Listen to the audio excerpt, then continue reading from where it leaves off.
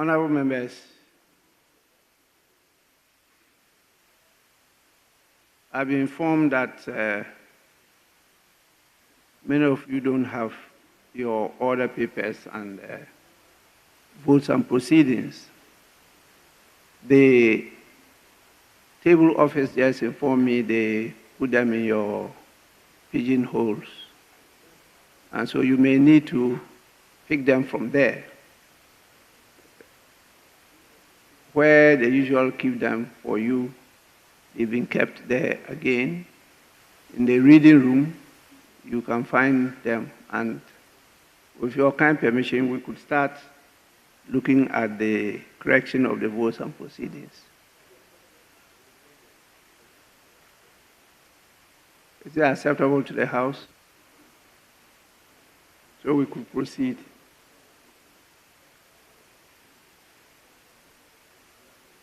How many of you have your votes and proceedings with you? Just 1, 2, 3, 4, 5, 6. Yes, six of you.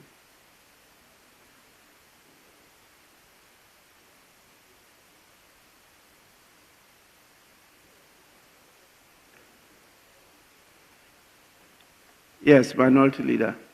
Mr. Speaker, a good number of us are in possession of a copy of the votes and proceedings. Mr. Speaker, I suggest we start correcting them, whilst those who do not have their copies visit their pigeonholes, so that they will be able to get their copy. Mr. Speaker, I so submit. I support your proposal. It's only your description of a good number. Because I only counted 6 of you. 6 out of this number. And because you didn't count, I counted, there were only 6. So that cannot be described as good number, but I support the proposal that we could proceed. And later on, any member having any issue with the votes and proceedings could approach the table office, and it will be captured accordingly. So with this, honorable members, let's commence with the correction of votes and proceedings of the third sitting dated Wednesday, 18 December 2024. Page 1. Page 2.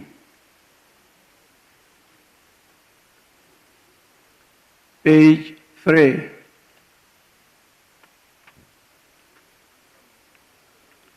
Page 4.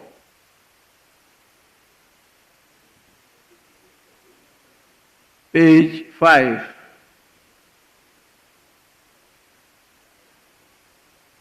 Page 6.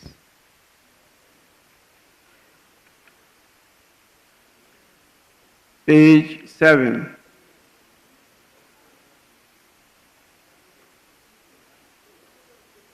Page 8.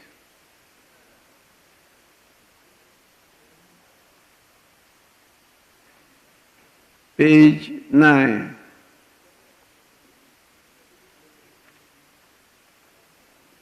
Sorry, page 9 or 8? 8. Page 8, okay. Number 84. I was present yesterday, but I've been marked absent. Yes, the honorable member for Taini, Honorable Adama Suleiman. Please, table office, kindly take note. Page 9. Page 10. Page 11. Page 10, yes. Speaker, thank you for the opportunity. Mr. Speaker, I rise to seek your guidance on a matter regarding item number 8, paragraph 3. Mr. Speaker, what has been narrated here suggests that, and it's to this effect, Right Honorable Speaker accordingly withdrew the referral to the Committee on Lands and Natural Resources. Mr. Speaker, in my humble opinion, the directive to refer a paper on an instrument when it is laid to a committee, once you make that directive, it is gone.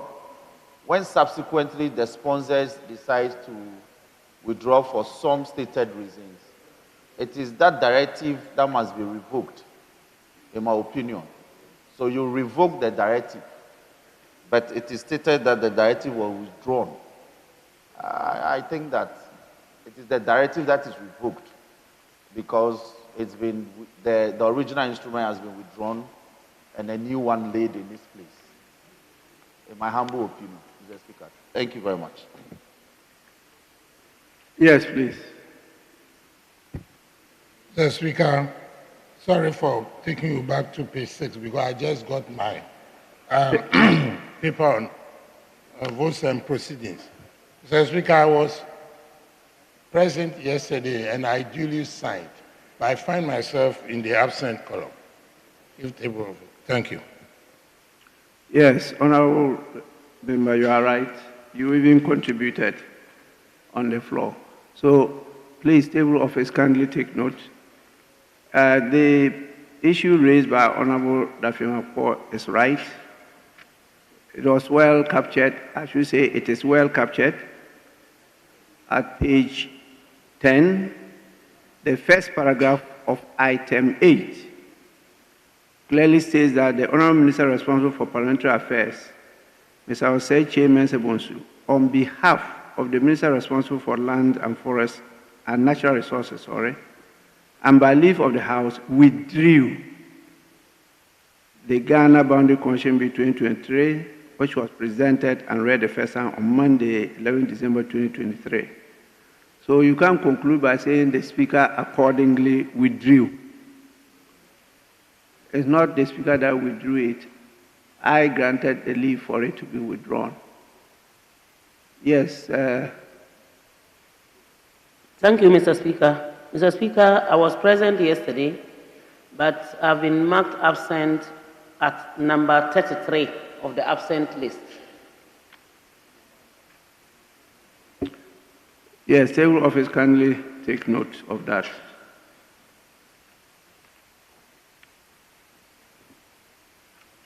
Yes, please. Yes. Hey, what's up? Mr. Speaker, I was present yesterday, but also marked absent. Table office, do the proper thing. Page 11.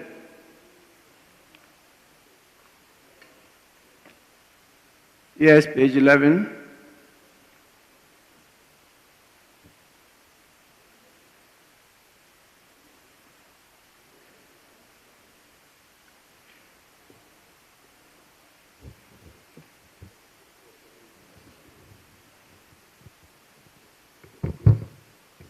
Most grateful, Mr. Speaker.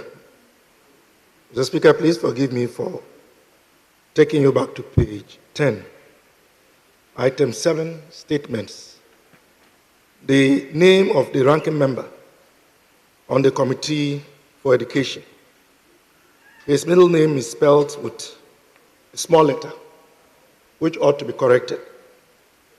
it should be Mr. Peter Kwasi Nochukotoi. The Kwasi is spelled with small k. It should be capital. Thank you, Mr. Speaker.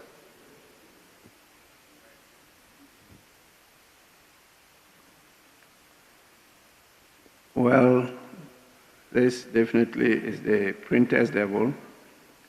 So please, table office, draw the attention of the printer to that.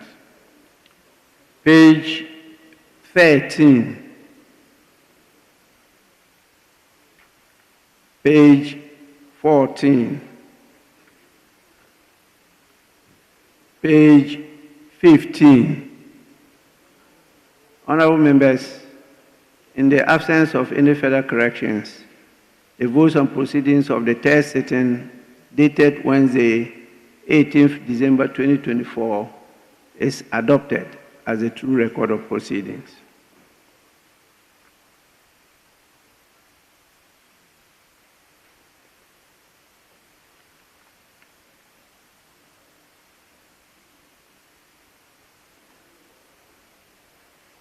May we now move to item 7. At the commencement of public business. Item 7, presentation of papers. The following papers to be presented. 7A, by the Minister for Finance. Roman 1, budget estimates for Parliament and the parliamentary service for the period January to March 2025. Yes.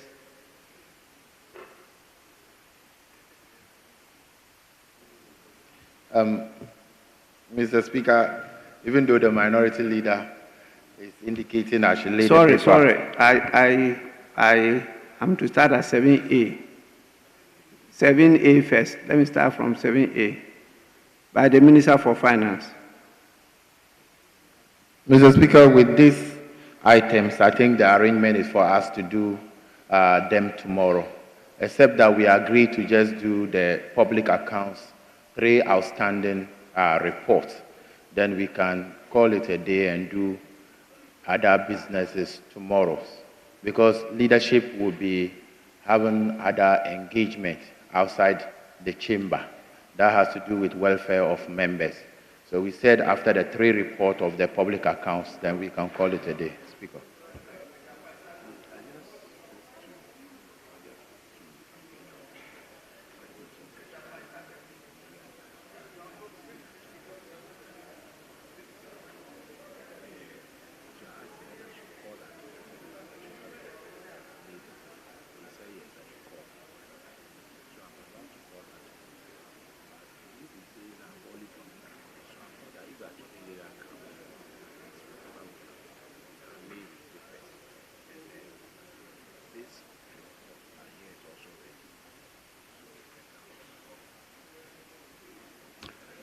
Yes, Minority Leader.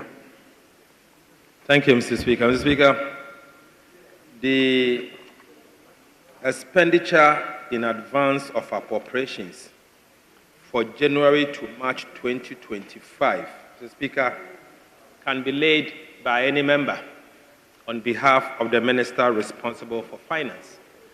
Mr. Speaker, copies are before us. I have a copy. Mr. Speaker, I'm sure you also have a copy. And I think this is not the presentation itself. It's laying of papers. Mr. Speaker, there are occasions, instances that papers have been laid on behalf of a Minister of State. In the same vein, we have a minister for tourism before us. Mr. Speaker, he is the available leader, and he's a minister for tourism, a cabinet minister. Mr. Speaker, I urge him to lay it on behalf of the minister responsible for finance. But if you don't want to do it, I can do it on your behalf.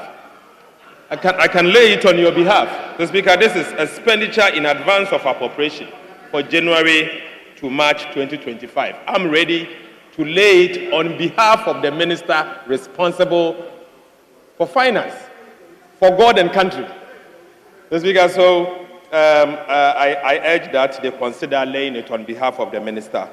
Mr. Speaker, apart from that, we agree that we will be taking the 3 motions, outstanding motions for the committee, the Public Account Committee, for today.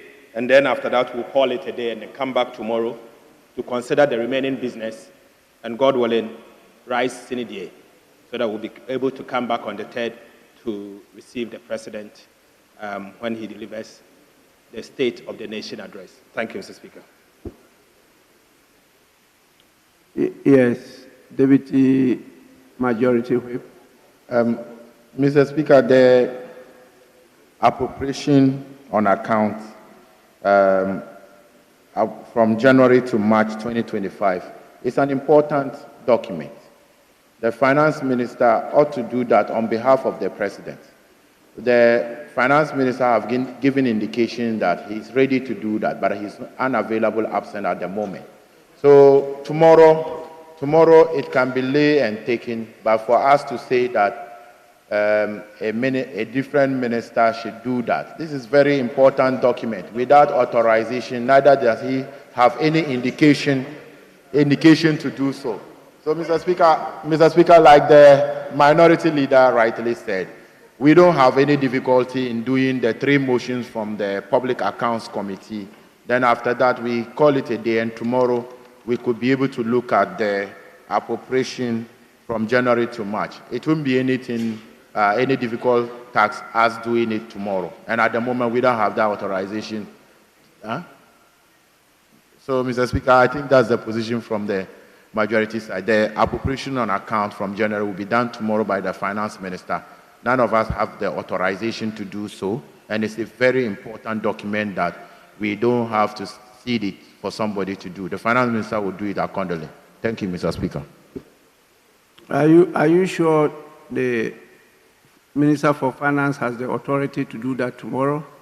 Because by the Constitution, it's the President who will cause it to be done. Now you are saying none of you present here has the authority. It's the President who gives the authority. And the President can give it to the Minister for Finance or any other minister, not necessarily the Minister of Finance. Are you sure the Minister of Finance has the authority to do that tomorrow? Yes, Mr. Speaker. As a Deputy Majority Whip, I can say that I have had that conversation, and the Finance Minister will do that tomorrow. You had the conversation with the President? Yes, and that will be, the indication is that tomorrow it will be done, Mr. Speaker. What is the source of your indication? Is it by word of mouth or in writing? Mr. Speaker, nothing pen to paper. Just that we had conversation to ask when he will do the appropriation on our. You see, honorable members, I'm doing this because we've been on this item for some days now. And I don't want us to come tomorrow and we are told that I don't have authority to do 1, 2, 3. Then you are the same leaders who say you don't want us to sit on Saturday. And tomorrow is Friday. If we don't do that, it means that this item might not be taken by the House before we transit to the next government. And you know, it's very easy to do it. The next government can come on the next day if they come and present it, and the House will have to work on it, and it is done. And you will be setting a very bad precedent. You know, you'll be setting a very bad precedent, and it's not for your health. Anyway, I know members are healthy. So when you people keep on talking about welfare matters, I don't understand. The members are all healthy. So please, you have to desist from talking about that. You had very good exercises. You did a very intensive campaign. You were able to wear off the excess fat. And you are here now, hot and healthy. You are hale and hearty, and I don't think that there's anything wrong with your health. Yes, let me listen to Honorable Afenyo-Markin. I'll come to you, leader. Speaker, thank you for the opportunity. Mr. Speaker, I rise pursuant to Order 96 of our standing orders and to support the position taken by my leader, the Honorable Kesiela Tufosi, in this matter. Mr. Speaker, this is a matter that has been on our order paper since Monday. And today he says that pursuant to Order 96, he is willing to lay the paper.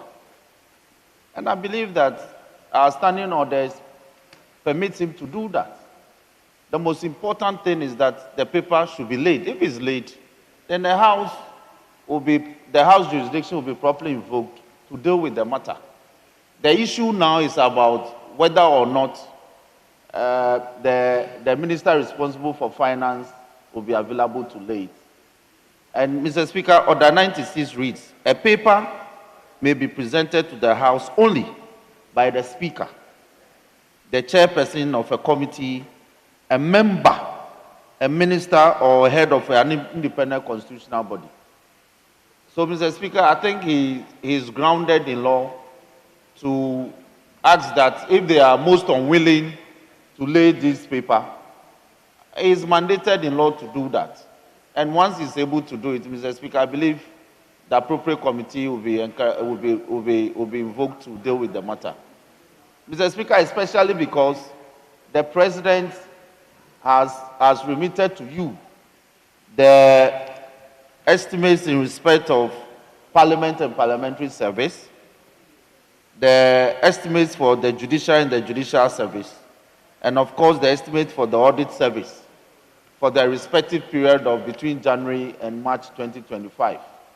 Mr. Speaker, what is outstanding is the expenditure in advance of appropriation for January to March 2025. That should come from the Minister of Finance. So, Mr. Speaker, I believe that we should listen to my leader, Honorable Tufosi, on the matter. The House should allow him to present the paper in this matter. He can do it, Mr. Speaker. I thank you for the opportunity. Yes, please. Mr. Speaker, I just want to say that we will be taking the words of the Deputy Whip seriously. Tomorrow, the Minister responsible for finance will appear before us and present to us the expenditure in advance of appropriation.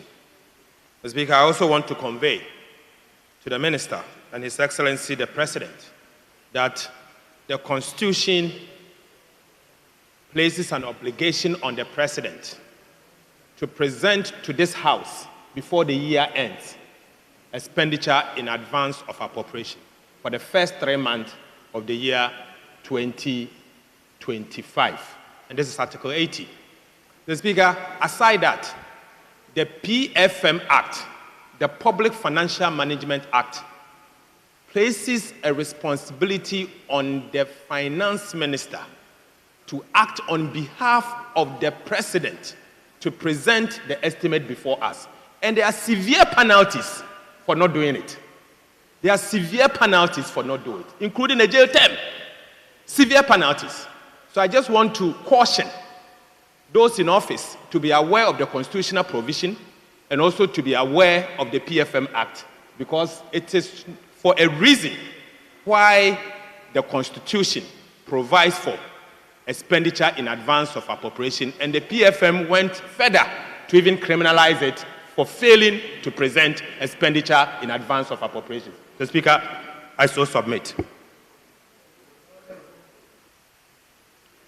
Yes. Mr. Speaker, just to assure the minority leader that we are well aware of incidents or issues related to the laying of this very paper. But the suggestion of Honorable Afenyo-Markin to the effect that the minority leader can do that on behalf of the minister responsible for finance. The president, that is being done on behalf of the president, and the minority leader is not, nominated or contacted by the president to do such. Today, we are talking and reminding each other about the law. We should do that. We had come, the majority had recalled Parliament purposely to do this. But we were rather busy fighting about who become minority and majority. So tomorrow it will be done, Mr. Speaker. Honorable Deputy Majority Whip, you are completely out of order. You are aware that the House had to be adjourned sine die because you boycotted sitting. Yesterday and 2 days ago, in my absence, you people made those statements as if either the Speaker or it's rather the minority that caused the delay in the presentation of this item. That is untrue. You know what happened. Because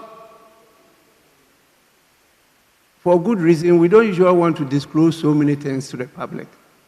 So please, don't push us to the corner. We'll be compelled to come in defense. And that will not be good for you. When I say you, I mean the New Patriotic Party and its future. I'm very clear in my mind about this. Don't push me to say things.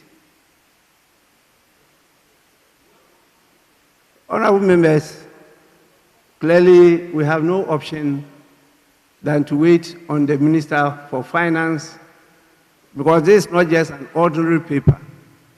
It's a paper coming under Article 179, and the authority is vested in the President of the Republic. And it's the President who can delegate that authority to any person to do so. The President could delegate it to a person designated as Majority Leader, a person designated as Minister for Finance, a person designated as Minority Leader, because you can have minority in government. And so it's the President that should do the delegation. And we are told that by the act referred to by the Minority Leader, it's now been given to the Minister for Finance. And yes, the Minister for Finance could be from a minority government. But as we have it now, the Minister of Finance is a member of the majority government. And so we will wait until tomorrow. And if that is done tomorrow, we may have to set extra hours to be able to consider and pass this bill tomorrow under a certificate of urgency. So with this, we'll move on to the other business. Yes, Deputy Majority Whip. Mr. Speaker, at the commencement of public business on page 7, item 18, motion. Page 7. Page 7, motion 18.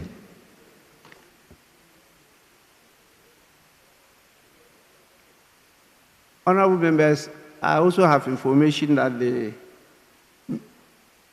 Attorney General and Minister for Justice is on his way to come and present this item 7E,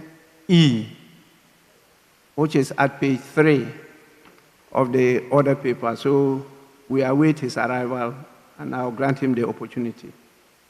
But we are now being called upon to look at item 18, which is motion.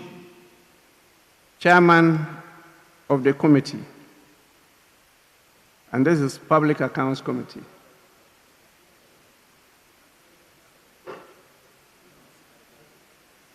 Yes, Chairman, yes. Thank you, Mr. Speaker. Mr. Speaker, I rise to move that this Honorable House adopt the report of the Public Accounts Committee on the report of the Auditor General on the public accounts of Ghana ministries, departments, and other agencies for the financial year ended 31st December 2022. Mr. Speaker, I present your committee's report, and I want to read a summary of audit findings and the conclusion. And ask that the Hansa capture the entire report as having been read.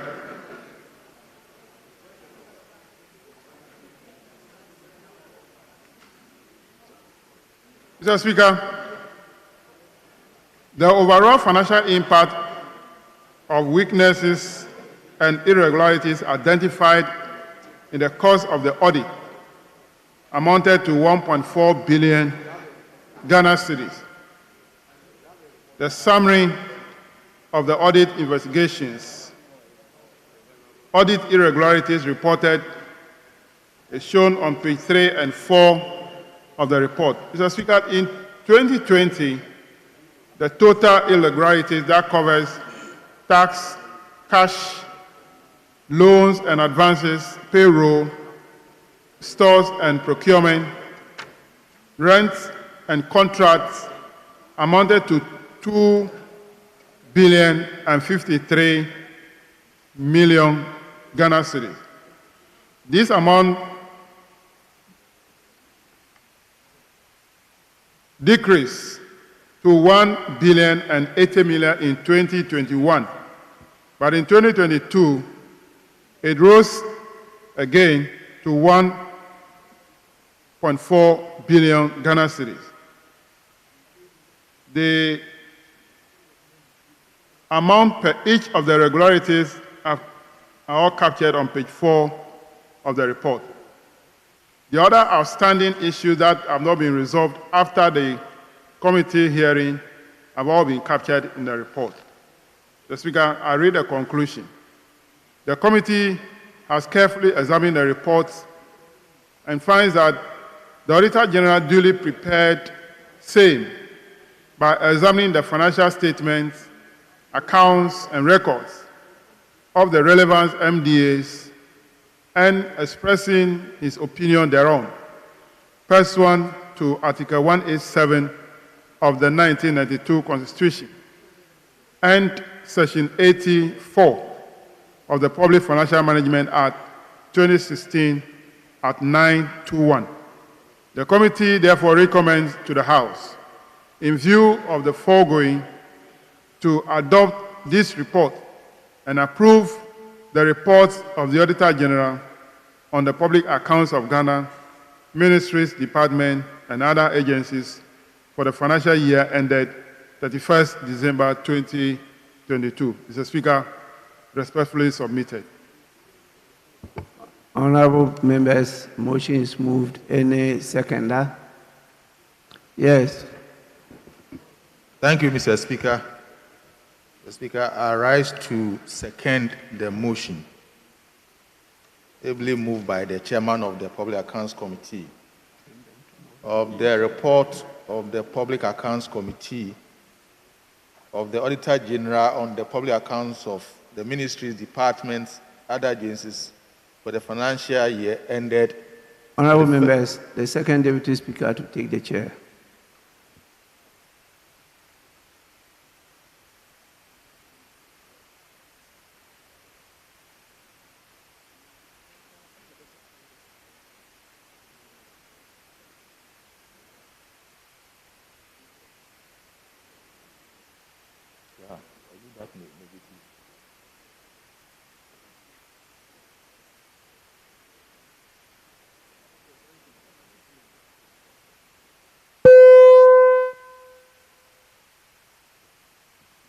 Yes, Chairman. You may continue, Chairman. Or you finish the motion? Yes. Okay, yes. Speaker, I'm seconding the motion. I'm right to second the motion on the report of the Public Accounts Committee, on the report of the Auditor General, on the public accounts of Ghana, ministries, departments, other agencies for the financial year ended 31st December 2022. The Speaker, I will comment on only one issue in the report. Paragraph 8.2, the Controller and Accountant General was found to have paid pensions to 59 persons who were deceased. The amount involved is 393,315 cedis and 6 pesos.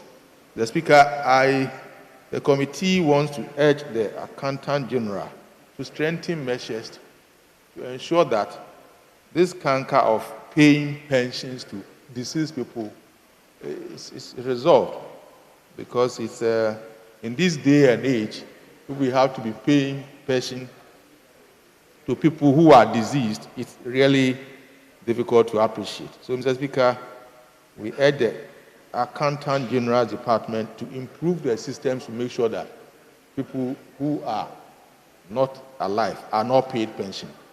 Thank you, Mr. Speaker.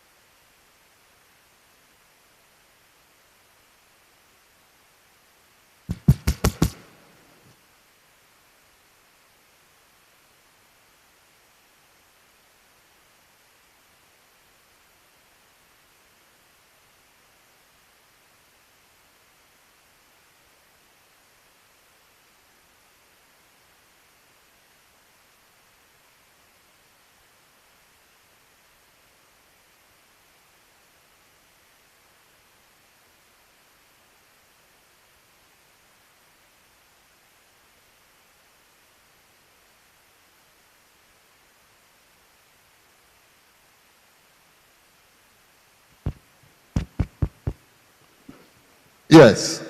Honorable Dafemapo, you may have the floor now. Speaker, thank you for the opportunity to contribute towards the report ably led by the chairman of the committee. Mr. Speaker, in doing so, let me indicate that the committee was not happy about a number of infractions, Mr. Speaker, that appear to be recurring year in and year out.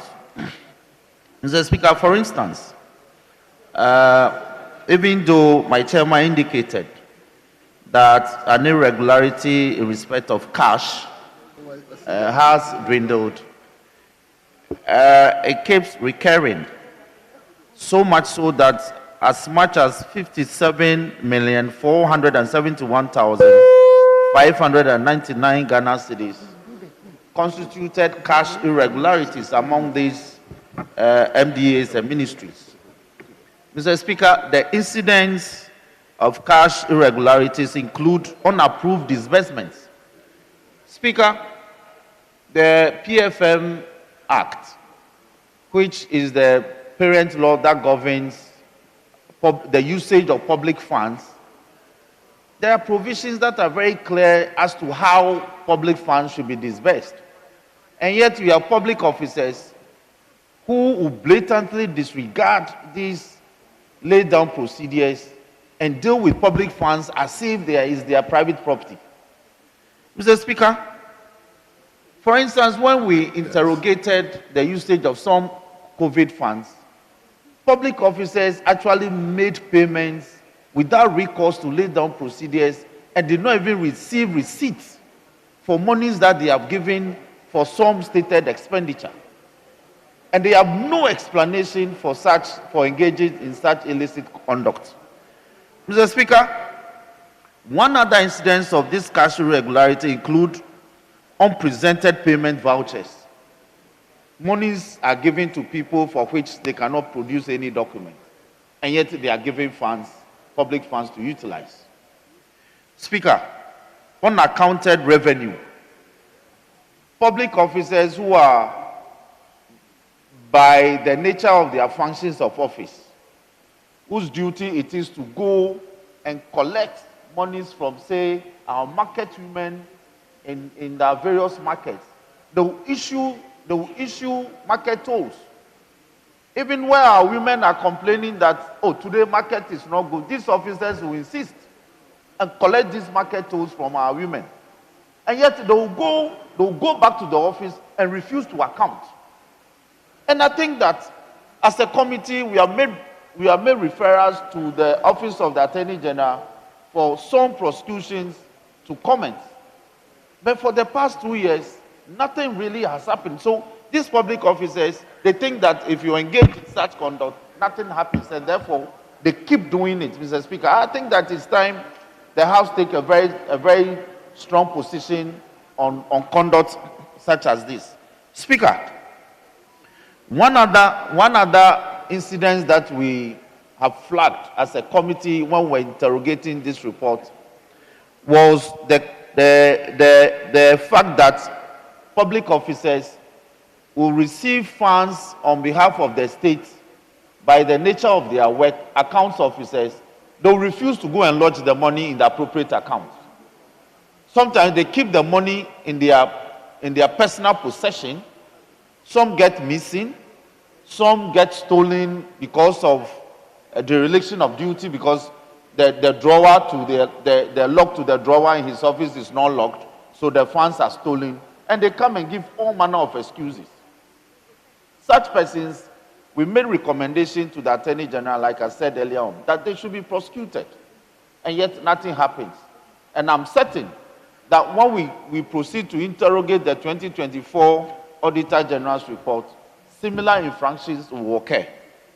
Speaker, one other item under this that I think that I should mention is the misapplication of funds and unretired interest. Public officers, by nature of their work, will be given raw cash to go and undertake their functions of office. They take the money, they ostensibly would have spent it on the public activity, and yet when they return to office, they refuse to account or retire the monies that they are given.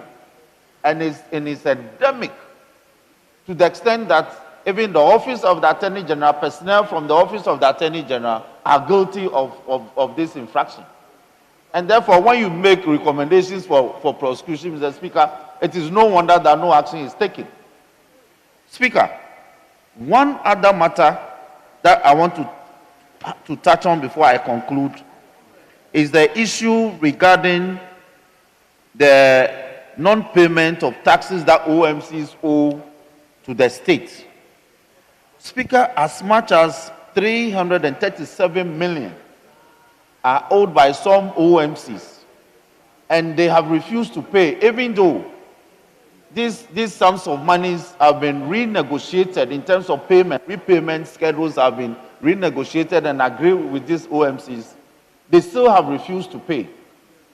And, Mr. Speaker, ever often we interrogate these matters, the reports are presented, we comment on them this way, and yet the post-parliamentary scrutiny of how the public accounts reports are implemented and directives that we give, we as a House, we are not effective in that regard. And so I think that moving forward, we should be effective in monitoring the post-public account scrutiny implementation of the report's recommendations. I believe that the remedy in reducing some of these infractions within the public service lies in that regard. Mr. Speaker, with these few words, I thank you for the opportunity, and I urge the House to adopt this report. I thank you. Thank you very much. Let's turn to Wa Central.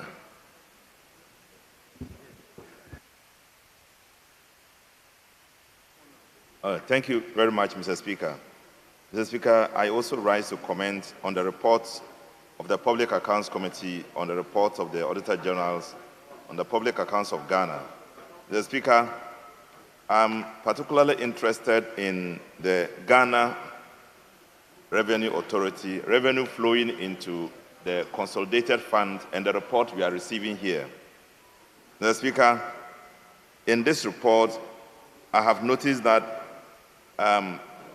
domestic tax revenue, in the domestic tax revenue division, outstanding income tax amounts to 161,665,805.36 Ghana cedis. This, to my thinking, is so big, and it shows that there is a lapse in our commitment to mobilize funding for national development. Mr. Speaker, we need to put in a lot more effort than we are seeing now, that at the end of the year, we still have such huge amount of money in our tax revenue outstanding. And it's critical because, Mr. Speaker, Ghana has gotten to a point when, depending on external funding, should not be the driving force in how we develop this country. There must be a real commitment to mobilizing money from within. And if our tax revenue authority will not be up to the tax, it will keep us all the time looking for external funding to support our budget, and which is not a good thing at all. And, Mr. Speaker, also you look at the, on page 11, you will find non-withholding taxes of 96 million Ghana cedis. And then in the same page, you see VAT traders' indebtedness to 361,677.319. Mr. Speaker, all this show a huge gap in our ability to mobilize funding. The simple fact about the issues I'm raising is that in all these situations, these are the openings for government to make tax monies available for us to be able to liberate ourselves from borrowing and borrowing and borrowing. But the report, like many other reports in the earlier instance, show that we are unable to effectively mobilize money to be able to meet our development needs. And this is not something you need money to do. You only need commitment.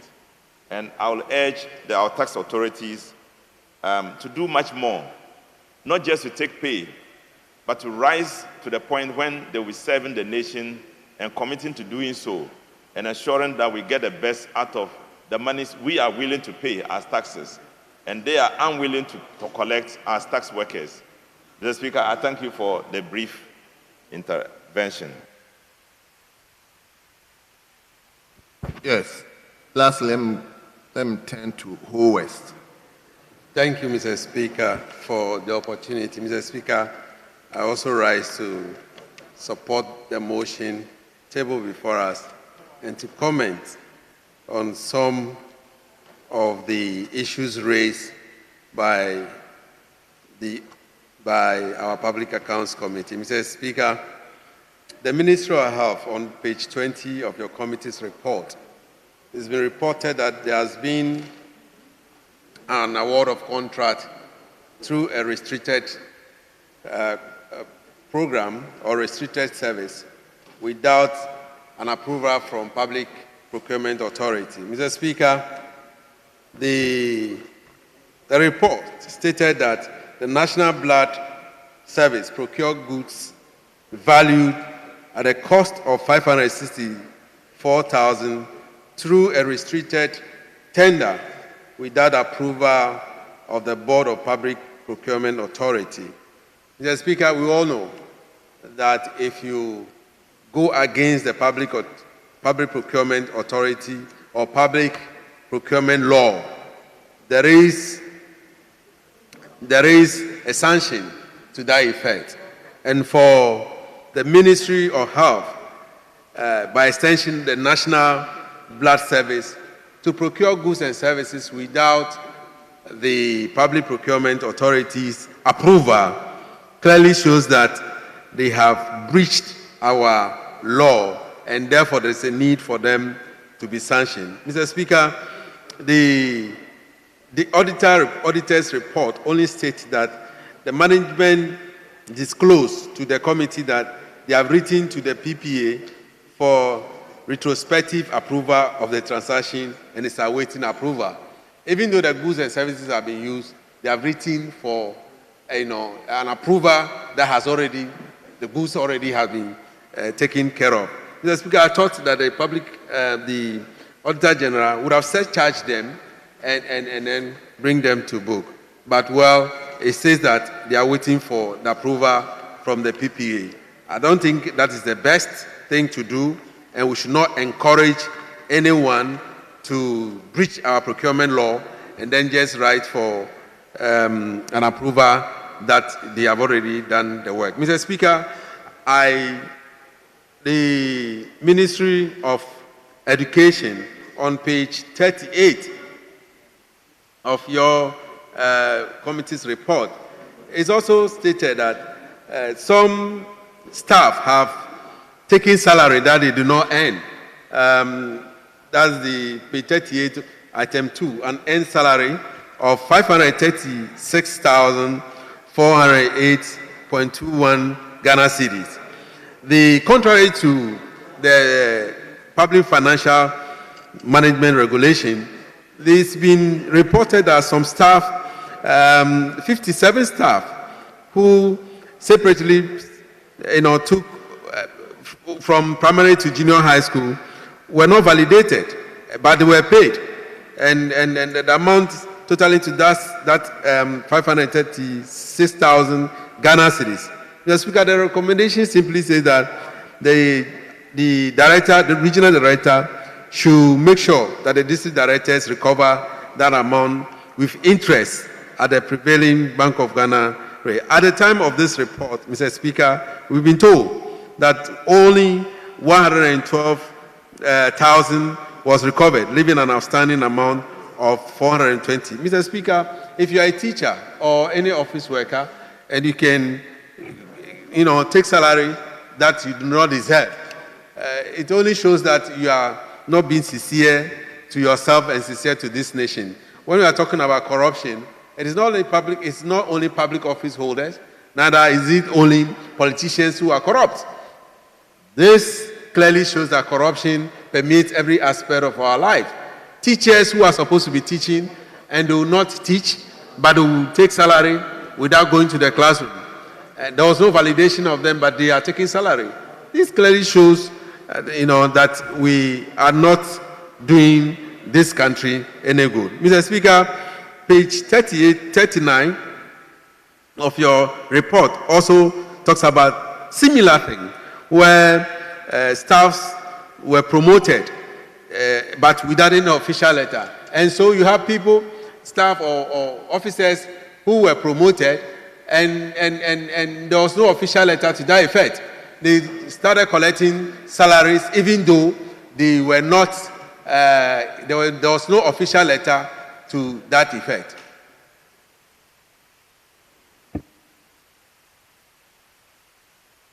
Mr. Speaker, with respect, I just wanted to do some correction. On page 39 that my respected colleague, Honorable Bajira, referred to, in his statement he said, page 39 of your... So, Leader, are you coming on point of order? It is so. It is so. Okay. Mr. Speaker, he says that page 39 of your report. Quite often, we refer to committee's report as Mr. Speaker's report. It is never Mr. Speaker's report. We say, Mr. Speaker, page of your report, page 39. That is the committee's report. That is the only point I wanted to address on this point. So, of the committee's report, not Mr. Speaker's report. But, well, it cannot be debatable. The committees of Parliament are not the bona fides of Mr. Speaker. Yes, I am aware. I was working on your welfare. Members have been on me to ensure their welfare because we are exiting. No. on our welfare. So it's not a matter of my physical presence in the chamber.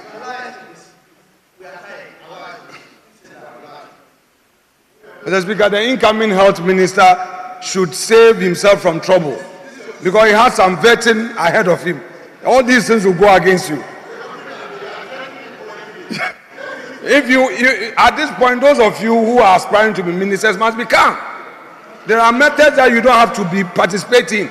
If you go to collation centers to cause trouble, all the videos will go against you. If that's well, at your own peril, the vetting. So if I were you, this is the time to become. If you don't become a minister, you become redundant. You have to look for chairman of a committee. Chairman of committee, the way you are many, you are going to suffer. So you have to be of good conduct. So at vetting you go through smoothly. But if you be heckling, you will have trouble. Mr. Speaker, I want my respected friend Akando. He knows. Once upon a time, his own side attacked him. I saved him. He knows. So I'm just asking him to be calm. Leader, thank you. Mr. Speaker, so on the issue of the committee report, it shouldn't be your committee report. Committees of Parliament are not the bona fides of Mr. Speaker. They are the bona fides of Parliament. Well noted. So, Mr. Speaker, I just want him to correct that. Thank you very much. Thank you very much. Third Deputy Speaker of ECOWAS Parliament. And outgoing Majority Leader and Leader of Government Business. Mr. Speaker. Mr. Speaker, so some staff were promoted and they received salary based on their promotion without any official letter from the authorities that employ them. And this also comes under the Ministry of Education once again. And so clearly, the Ministry of Education has answers or questions to answer. Because if you have all these things happening under the watch of a minister of education, then we clearly have problems in this country where teachers and officers will be promoted and there will not be any letter to that effect. Mr. Speaker, the worrying situation in this report has to do with page 41 of the committee's report. Mr. Speaker, page 41, if you look at the second paragraph, you notice that the Ministry of Interior has given out licenses to security or private security services. And out of this 674 private security services, 443 failed to renew their license. So it means that they have not paid their license fee. Mr. Speaker, we live in a country where security is of essence to us, very important issues that we need to take care of. Now, if you have over 200 or over 400 of them not renewing their license, but they are practicing in this country, then the Minister of Interior did not help us at all. Now, out of that 443, they only 44 are of good standing, and it clearly shows that it's not the money that we are talking about here, but for the fact that you have security companies watching over us and their companies were not renewed. I think that the Minister of Interior needs to take a serious look at some of their operations in that ministry. Thank you very much, Mr. Speaker.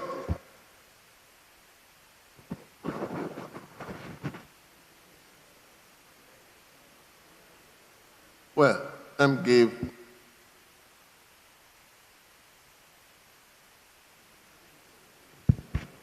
yes, let me turn to Pusiga.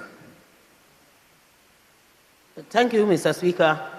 Mr. Speaker, my interest lies on page 58 of the committee's report, item 19.2, Abuja missions. Mr. Speaker, this part is very interesting, and I hope that we all take it very seriously. Because while we are even talking about only Ghana and issues, I have seen something here that extends to the ECOWAS mission. And it states, payment of legal fees without approval, $150,000, Mr. Speaker.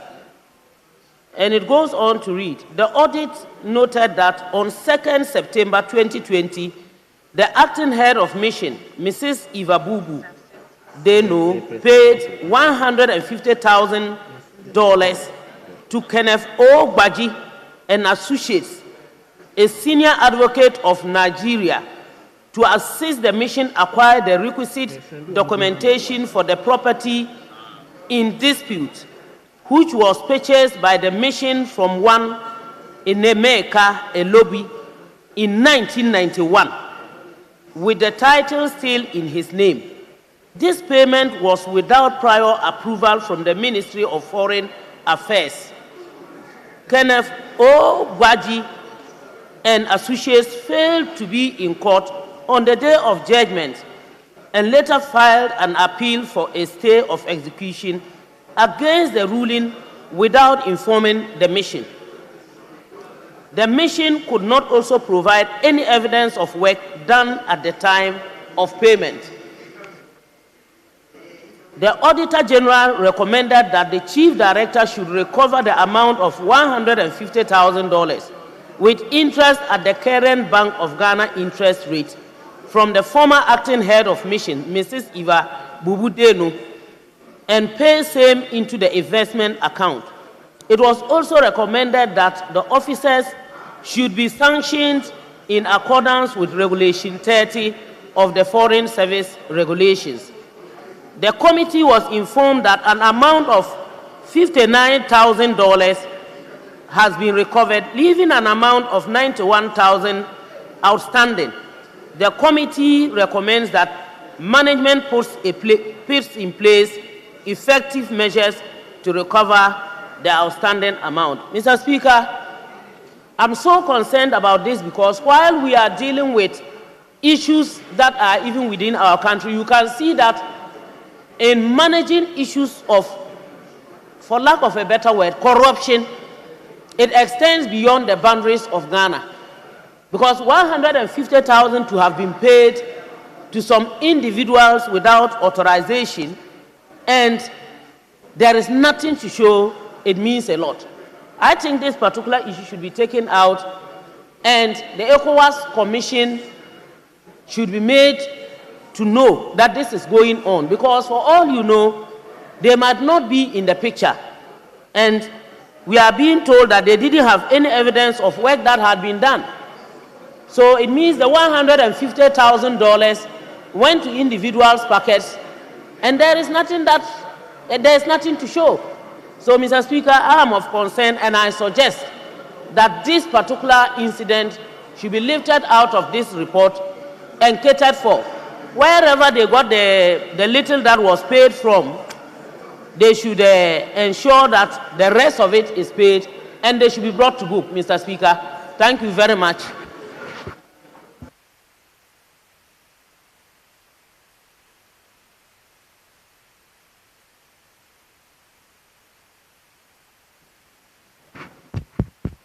I'll take the last one from Dr. Sandali.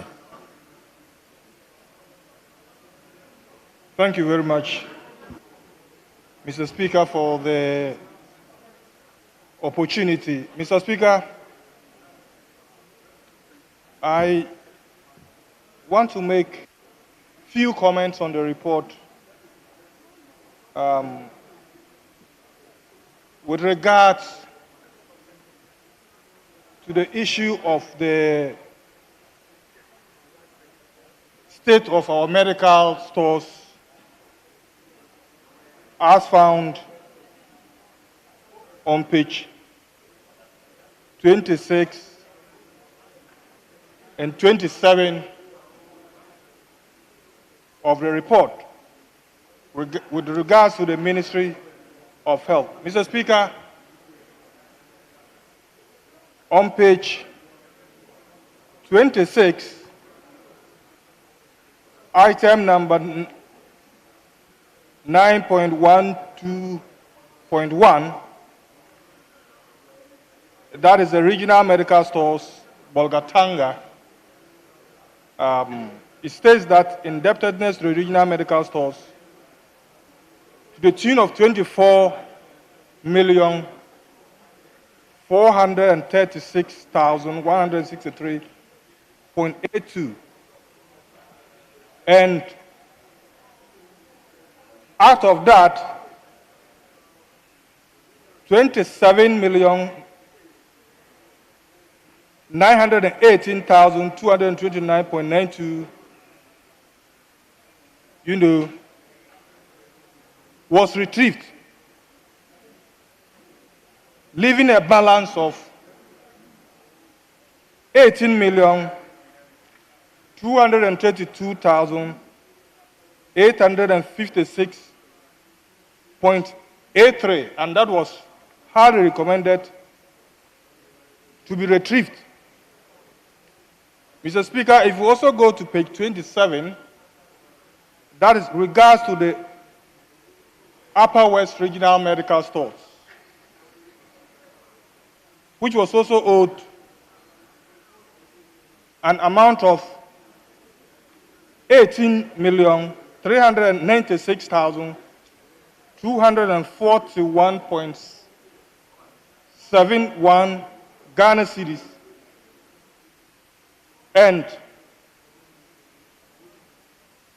an amount of 11,542,000 plus was retrieved, leaving an amount of 6,854,117.09 still outstanding. Mr. Speaker, there are other medical stores that are still owed, and the point I want to make has to do with how these outstanding balances or debts yet to be paid affect the quality of healthcare delivery in our various health facilities.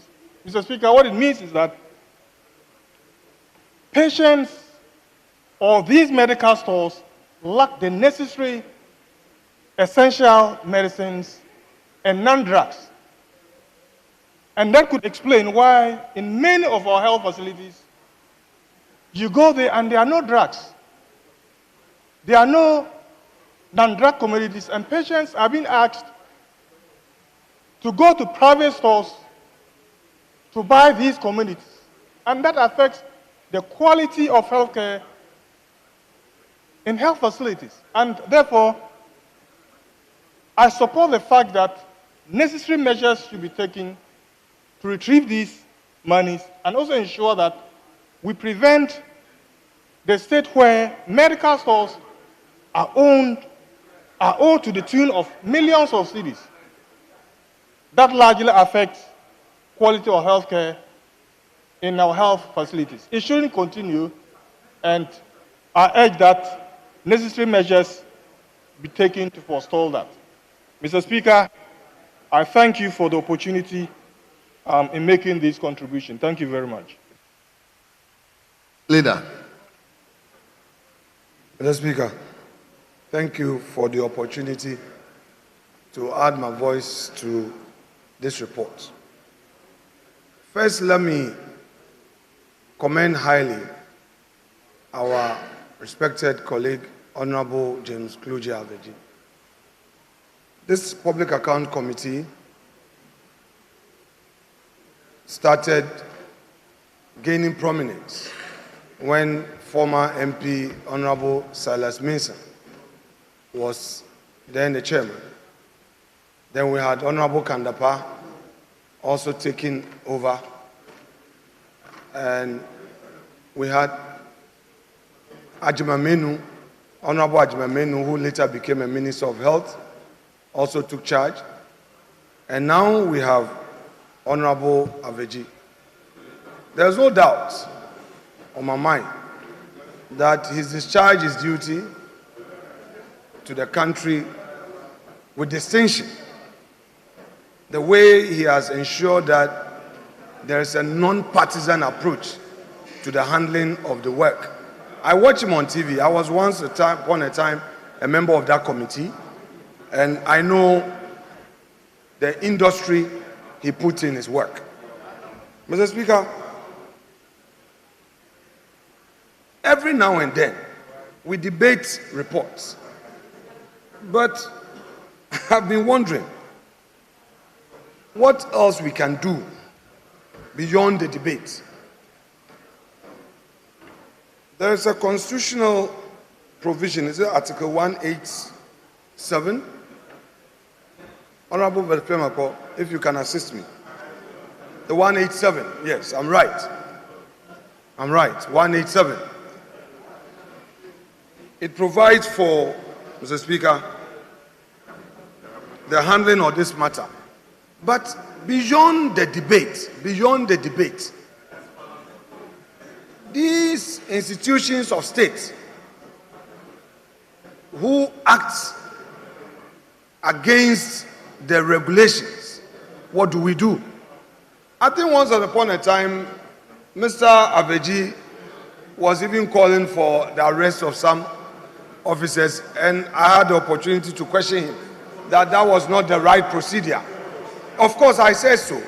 That was not the right procedure. It's like what I'm telling your people who have formed a so-called committee now to do a certain investigation, calling it oral.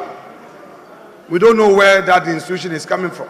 You know, that is the very thing that he was trying to do, and I said no.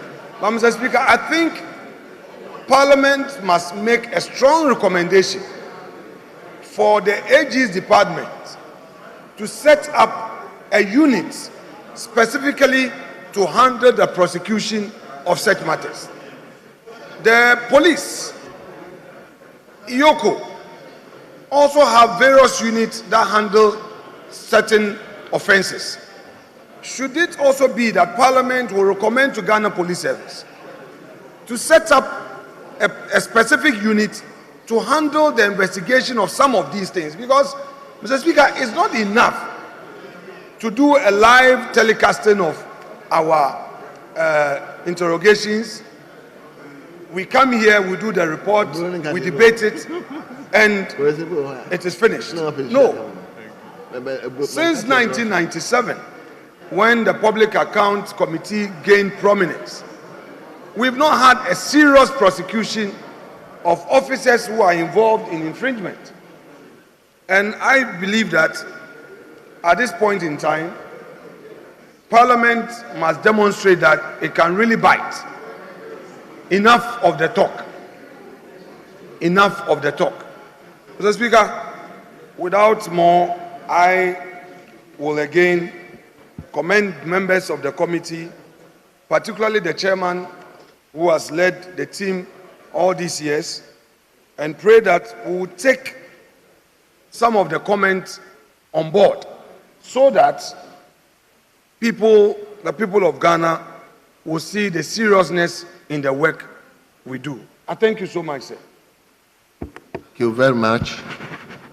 Honourable members, at the conclusion of the debate, the question is, as many as are in favor of the motion listed 18 in today's order paper, say aye.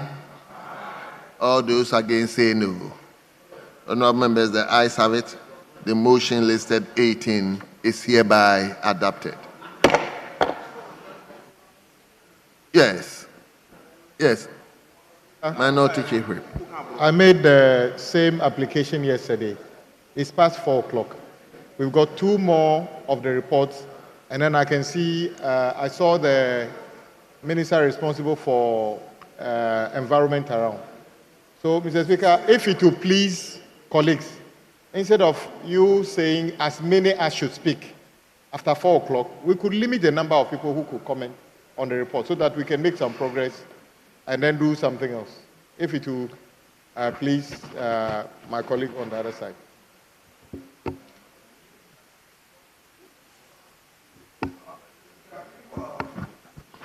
Mr. Speaker, if it pleases you, I would want us to look at the order paper addendum and come back.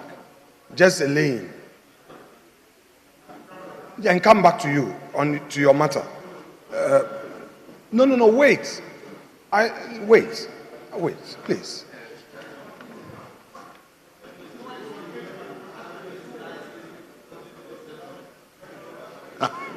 This is not being combative. Consensus. This is consensus. Mr. Speaker, Yes. if it pleases you, may we go to Order Paper Addendum 3. Order Paper Addendum 3.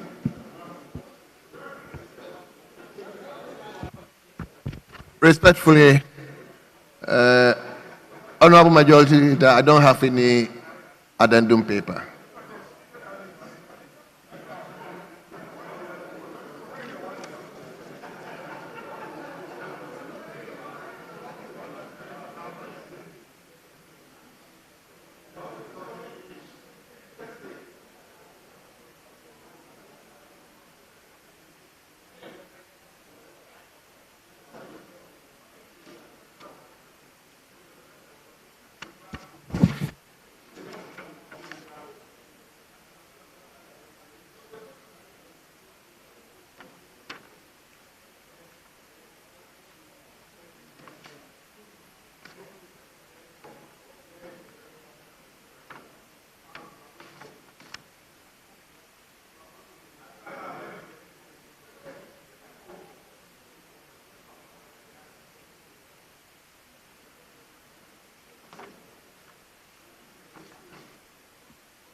Yes.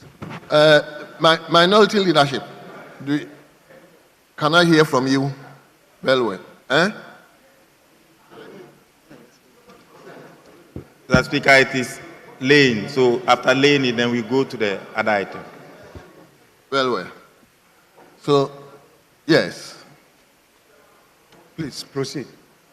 Thank you, Mr. Speaker. Mr. Speaker, to start with, I would like to seek your leave to present this report as a result of the fact that the original chairman of the Mines and Energy Committee, who signed this report, is not available. Mr. Speaker, I move respectfully that this honorable House adopt the committee. It has not been late. No, it's a report. It's a report. Mr. Speaker, the agreement and the bidding was that it is laying. Yes. And you can't tell us it is laying and be presenting a report. Your ranking is not here. As leaders, we don't want the ranking and the chairman to come and ask our leadership, why did you do this? What is going to be our response? You see, sometimes we should... No. Let's wait. Exactly. Speaker, I think Honorable Ahmed Ibrahim is fair. I want the committee leadership to sort this matter out and report back to leadership so that we can make progress. Chair of the committee, Chair, engage your deputy ranking and then let the report, you've done that. Okay, so the report to your bosses.